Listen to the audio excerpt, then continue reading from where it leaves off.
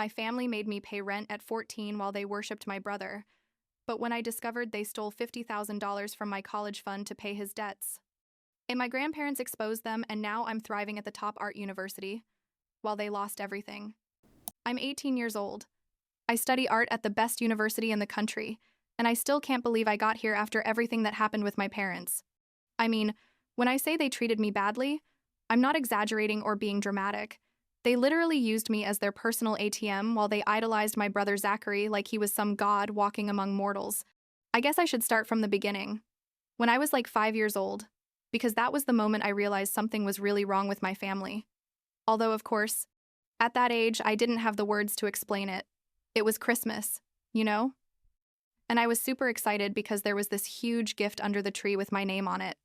I remember it was a giant box wrapped in gold paper, and I thought it was the most amazing thing in the world because it was clearly bigger than any other gift there.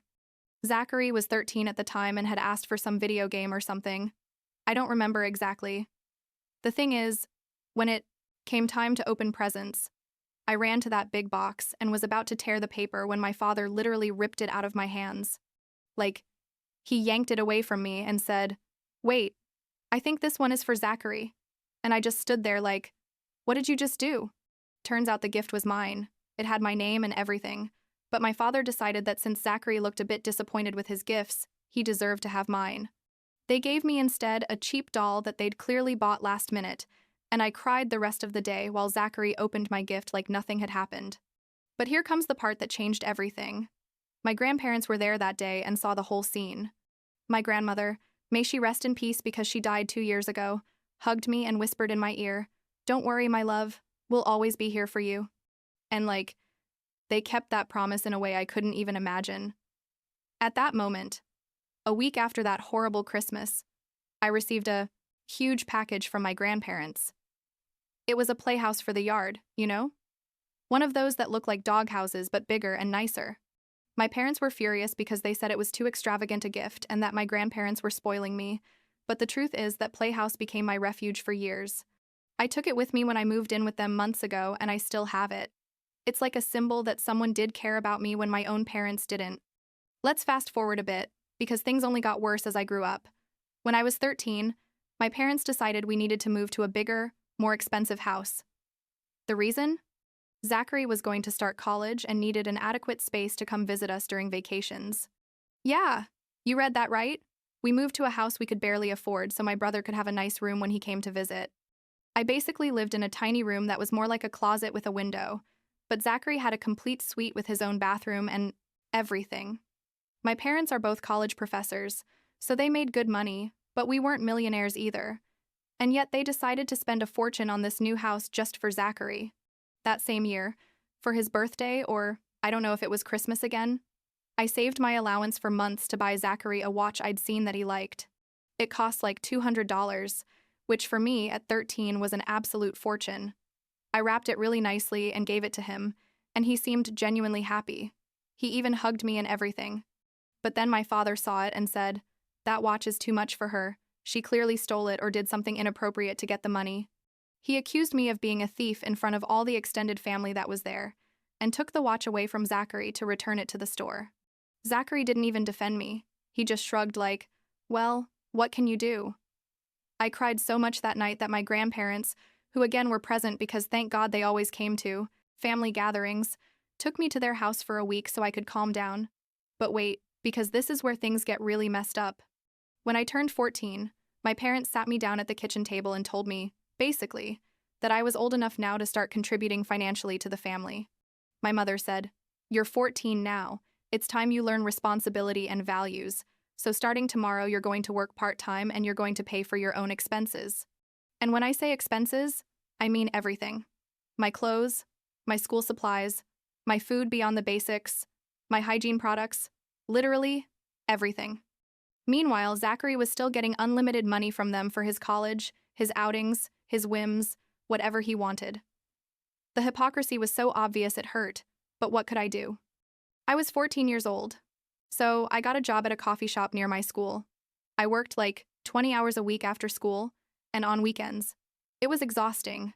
I'd get home at 9 p.m. some days and still, I had to do homework. But I had no choice, because if I didn't work, I simply had nothing.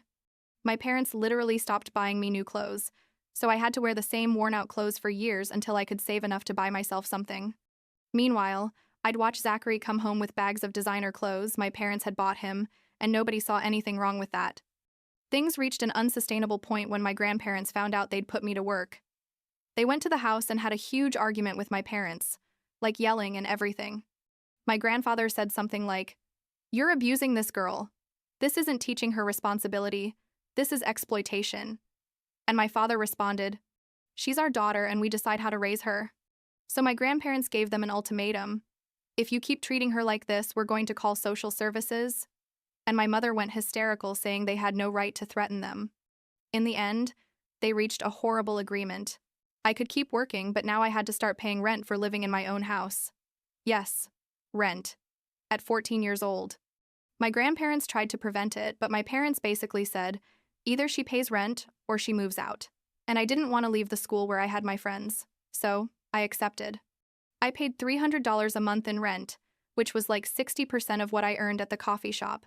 I used the rest for my personal expenses and tried to save something, although it was almost impossible. My parents treated me like a tenant, not like their daughter. I had to let them know if I was going to be late. I had to clean common areas like I was a stranger living there. I had absurd rules that Zachary never had to follow. And the worst part is my parents used that rent money for their own luxuries, like they'd go out to expensive restaurants or buy themselves unnecessary things, while I ate instant noodles in my room. Zachary, meanwhile, finished college and married his girlfriend in Las Vegas. It was a surprise wedding, like they eloped and got married without telling anyone. When my parents found out, they were furious. My mother cried for days, saying Zachary had ruined his life, that this girl wasn't good enough for him, that how dare he get married without their blessing. They started calling him constantly, sending him messages telling him he'd made a mistake, trying to convince him to get divorced. And the thing is, for the first time in his life, Zachary was telling them no, that he loved his wife and they were going to have to accept it. But my parents wouldn't stop. And this was like a year of constant harassment toward him and his wife. Eventually, I don't know exactly what happened because nobody told me anything, but Zachary got divorced. My parents were happy, like celebrating as if they'd won the lottery. But Zachary looked devastated. The few times I saw him after that. Then we get to last year, when I turned 18. I was in my senior year of high school, about to graduate. And I had super important final exams that basically determined whether I could get into a good university. I was studying day and night because, unlike Zachary, I didn't have the privilege of my parents automatically paying for everything, so I needed scholarships and good grades to have any chance. One afternoon, I came home from work at the coffee shop, like at 8 p.m., super tired and ready to study a bit before sleeping, and I found all my stuff in boxes in the hallway. Everything. My clothes, my books, my art materials that cost me so much to buy, all packed. My father was standing there with his arms crossed and said, "Zachary needs your room. You have until tomorrow to leave."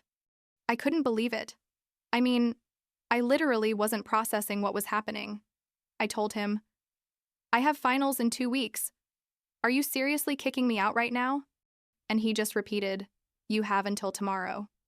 Turns out Zachary had finalized his divorce and was depressed, so my parents decided he needed to come back home to recover, and since my room was technically the guest room that I'd been renting, their words, not mine, they had every right to ask me to leave. I tried to reason with my mother. I begged her to let me stay at least until after exams, but she said, "You should be grateful we let you stay this long. Many girls your age already live alone." I called my grandparents crying, like hysterical, and they arrived in less than half an hour. There was another giant argument. My grandfather yelled at my father things I'd never heard. Super strong words about how he was the worst father in the world. And my grandmother hugged me while I couldn't stop shaking. In the end, my grandparents said, "Enough. She's coming to live with us permanently, and you're not going to bother her again." We packed everything that same night and I moved in with them. It was the best and worst night of my life at the same time. Best because I was finally getting out of that hell. Worst because I realized my own parents had abandoned me literally and emotionally. Living with my grandparents was like discovering how a normal family is supposed to be. They made me breakfast, asked how my day had been, helped me with homework without making me feel stupid, hugged me when I was sad. Basic things my parents never did. I was able to focus on my finals and passed them all with excellent grades, something I definitely wouldn't have achieved if I'd stayed with my parents. But like 3 weeks after I moved, my parents showed up at my grandparents' house knocking on the door like crazy. My grandfather opened it, and there they were, looking desperate and super uncomfortable. They said they needed to talk to my grandparents urgently about a financial matter. Turns out, and this is the most pathetic thing in the world, without my $300 a month rent, they couldn't pay the mortgage on their big, expensive house. Can you believe it? College professors with 2 salaries couldn't pay for their house without the rent they charged their minor daughter. They came to ask my grandparents for a loan, like literally begging, saying that if they didn't pay the mortgage, they were going to lose the house. My grandfather let them in just so I could hear what came next. And I'm glad I did because what happened was epic. My grandparents sat down in their living room, super calm, and my grandfather said, "We're not going to give you money. In fact, we have something to tell you." Turns out my grandparents had changed their will. Before they'd planned to divide everything equitably between my parents and my aunts and uncles, but after years of watching how they treated me, they decided that the part that corresponded to my parents was now going to be completely for me. We're talking about a considerable amount, like enough to buy a house and more. Although obviously I'm not going to see that money until they're gone, which I hope is many years from now. My parents were in total shock. My mother started screaming that it was unfair, that they were their children and deserved that inheritance. And my father said something like, "That ungrateful girl has been poisoning you against us." My grandmother, who was normally the sweetest and quietest person in the world, stood up and told my mother, "The only ungrateful person here is you? You treated your own daughter like trash for years, and now you come asking for money like nothing happened." My parents tried to keep arguing, but my grandfather pushed them out of the house, literally shoved them outside and closed the door. After they left, my grandparents hugged me and told me that money is for your future, for your college, so you never depend on anyone who treats you badly. I cried for hours, but they were tears of relief and gratitude, not sadness. The following weeks were a roller coaster. I applied to several art universities because I'd always liked painting and drawing. It was my escape during all those horrible years, and I got into the best art school in the country. Literally, the best. When I received the acceptance letter, I couldn't believe it was real. Like I had to read it like 10 times to convince myself. My grandparents cried with happiness and said they would pay the entire tuition, that I shouldn't worry about money, that I should just focus on being the best artist I could be. Meanwhile, my parents lost their house because they couldn't pay the mortgage. They had to move to a much more modest and cheap area, and apparently Zachary went to live alone in a small apartment. But here comes something I didn't expect.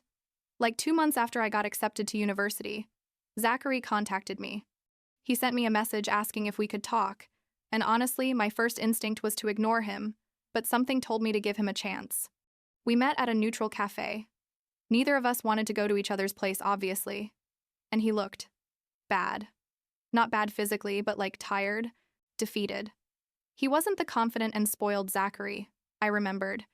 He told me he needed to borrow money from me, that he was in a difficult situation because he was expecting a child with a new girl he'd met and didn't have enough money for the wedding they wanted to have. I said, "Are you seriously coming to ask me for money after everything that happened?" And he lowered his gaze and said, "I know I have no right to ask you anything, but I don't know who else to turn to. Mom and Dad don't have money now." That's when something clicked in my head. Like I realized he was also a victim of our parents in a certain way, just in a different form. So I told him, "Before we talk about money, I need you to tell me the truth about your divorce. What really happened?" And that's when Zachary finally broke down. He told me our parents had literally harassed his ex-wife constantly. They'd call her at work, send her horrible messages, tell her she wasn't good enough for him, that she was going to ruin his life. They made her life impossible, until finally she said, "I can't take it anymore with your family. You either choose between them or me." And he, being the golden child who had never had to confront our parents, chose wrong. He got divorced to make our parents happy and now realized he'd lost the person who really loved him for 2 people who only loved him while he did what they wanted. I told him, "Zachary, I'm not going to give you money." And before he could interrupt me, I added, "But not because I don't want to help you, but because you need to learn what I learned the hard way. That our parents are toxic, and you need to get away from them completely." If you keep asking them for money, if you keep letting them control you, you're never going to be happy. He stayed quiet for a long while and then said, "You're right. You've always been right. And I'm sorry. I'm so sorry I never defended you. Sorry for being part of the problem." It was the first time someone from my family apologized to me sincerely, and I cried right there in the cafe without caring who saw me. But it didn't end there because Zachary did something I never thought he'd do. He went to confront our parents. I don't know exactly what he told them because I wasn't there, but according to what he told me later, he basically told them they'd ruined his marriage, that they'd turned him into someone dependent and useless, and that he needed to get away from them to be able to be a better person and a better father for his child who was on the way. Our parents, predictably, got furious and told him he was an ungrateful just like me. But Zachary this time didn't back down. He left and cut contact with them almost completely. I guess they talk sometimes, but he no longer has that codependent relationship they had before. After they lost the house and moved to their small apartment in a low-income area, my parents did something I still find incredibly stupid and petty. They posted on Facebook a long, dramatic post about how their illegitimate daughter, meaning me, had destroyed their family, that I was a liar and manipulator, that I'd poisoned my grandparents against them. Basically, a complete novel of lies. The post was public, so all their friends saw it. Colleagues from the university where they work, extended family, everyone. But here's the thing. Nobody believed them. Like, 0 people. All the comments were from people defending me because, surprise, many people had seen for years how they treated me and knew the truth. Their colleagues commented things like, "I've seen how you treat that girl at social events and it's shameful." Extended family said, "We always knew you favored Zachary in a sick way." Even old neighbors wrote, "That girl worked and paid rent at 14 while you spoiled the other son." It was an epic public humiliation for my parents, and eventually they had to delete the post. But there was still more to discover. And this was what finally made me decide I was never, ever going to forgive my parents. And my grandparents were reviewing some old financial documents and discovered they'd established an education fund for me when I was born. They'd been depositing money regularly for years, enough to cover a complete college education and more. The plan was that when I turned 18, that money would be available for my education. But when my grandparents tried to access the fund to pay for my art college, they discovered it was almost empty. My parents, who had control over the fund until I was of age, had been taking out money for years. Not for my education, not for emergencies, but for their own luxuries. For the expensive vacations they took, for the extravagant gifts they bought Zachary, for their expensive restaurant outings. They basically stole my education fund and spent it on themselves. My grandparents were furious, like angrier than I'd ever seen them. They talked to a lawyer about possible legal action, but turns out technically my parents were allowed to use the fund money for expenses related to my upbringing, and since I lived with them, there was a legal gray area. Plus, the legal process was going to be long, expensive, and stressful, so we decided it wasn't worth it. Instead, my grandparents simply covered all my tuition out of their own pocket and said, "This is what we should have done from the beginning, not trust those two." But the emotional damage of knowing my parents literally stole my educational future was devastating. Like it added another layer of betrayal to an already giant mountain of betrayals. Zachary contacted me again a few weeks later and told me he wanted to rebuild our relationship, that he wanted me to meet his girlfriend and eventually his son when he was born. He said, "I know I was a horrible brother. I know I failed you in every possible way.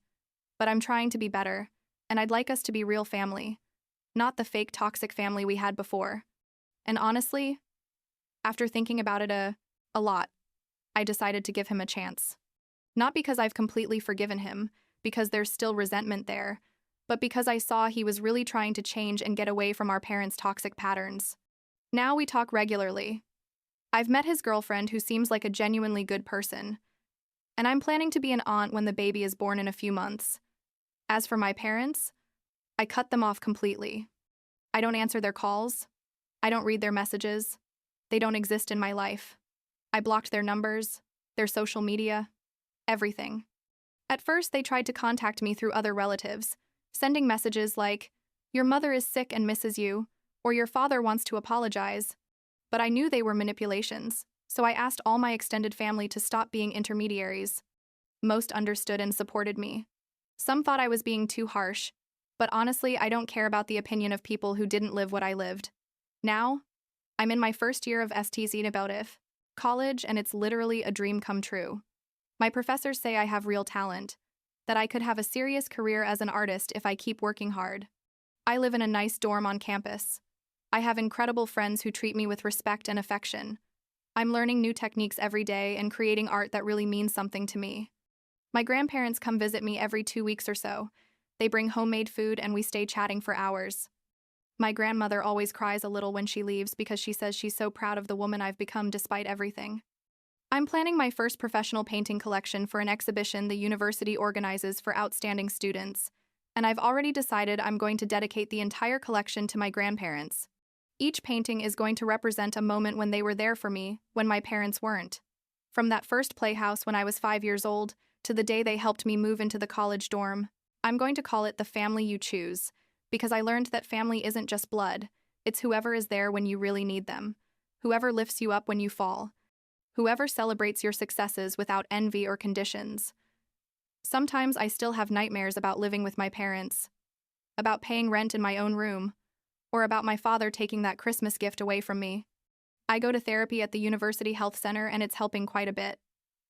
Like I'm processing all that trauma in healthier ways. My therapist says it's normal to have complicated feelings about all this, that I can be angry and sad and relieved all at the same time, and that I don't have to forgive anyone if I don't want to.